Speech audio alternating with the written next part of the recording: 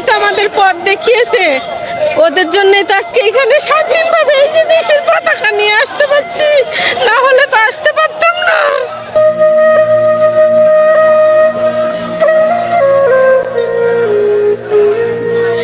কিছু বলার নেই, দোয়া করা ছাড়া আর কিছু বলার নেই ওদের জন্য। আমি বলতে পারবো না কিছু।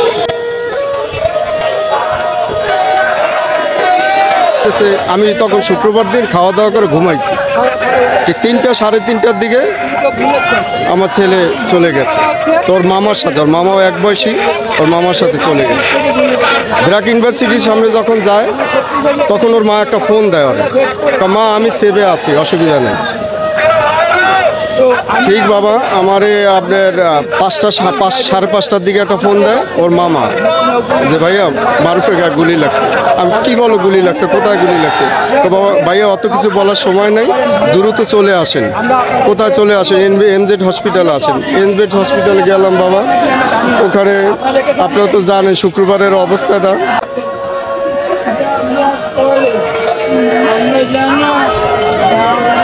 শুক্রবারের অবস্থাটা বাবা জানেন। আমি গেলাম, আমি যাওয়ার পরে ওই এমজেড হসপিটাল ঢাকা মেডিকেল নিয়ে যাচ্ছে। তা আমি ঢাকা মেডিকেল আছে বাবারে, আমি বাজার গলি দিয়া পুলিশ প্লাজার সামনে ওই পর্যন্ত দৌড়েই গেছি বাবা, ওই পর্যন্ত দৌড়েই গেছি একা। তখন রিক্সা লাগো, বলতেছি বাবা আমার একটু ঢাকা মেডিকেল নিয়ে যাও।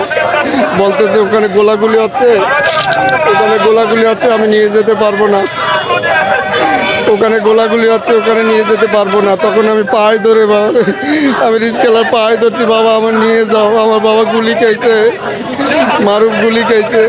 তখন আমাকে নিয়ে যায়, ও অনেক দিচ্ছে। তখন আপনি ঢাকা মেডিকেল হাসপাতালে পৌঁছাই যে ডেথ সার্টিফিকেট আমাকে সরাসরি ওখানে নিয়ে গেছে, লেখে যেখানে। তা আমাকে বলে ডাক্তাররা বলে এখানে সাইন করেন। আমি কিসে সাইন করবো? তখন পাশের থেকে এক লোক বলতেছে আপনার ছেলে নাই। আমার ছেলে এই গুলিটা খেলো, আবার এই নাই, আমাকে বলে এখানে সাইন করেন। পরে আমার এই ছেলেরে নিয়ে আসি, আমার ছেলে বললাম যে ভাই আমার ছেলে আমার বাবারে দিয়ে দেন, আমি নিয়ে যাব। তখন আর তারা দিল না, বলল যে পোস্টমর্টম ছাড়া একটা লাশ দেওয়া যাবে না। তখন শনিবার গেল, শুক্রবার গেল, শনিবার গেল, রবিবার দিন যে আমি ঠিক 3টা বাজে আমার ছেলেরা আনতে পারি পোস্টমর্টম করে। আইনে আমি বাড্ডা কবরস্থানে আমার ছেলেরা।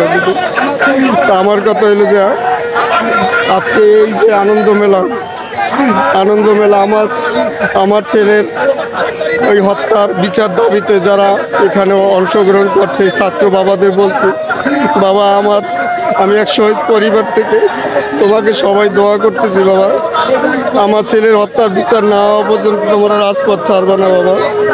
এই শেখ হাসিনাকে বাংলায় এনে ওর দৃষ্টান্তমূলক শাস্তি দিয়ে তারপর তোমরা এইটা শেষ করবো বাবা। আমি আমার ছেলের হত্যার বিচার চাই, আমি আমার ছেলের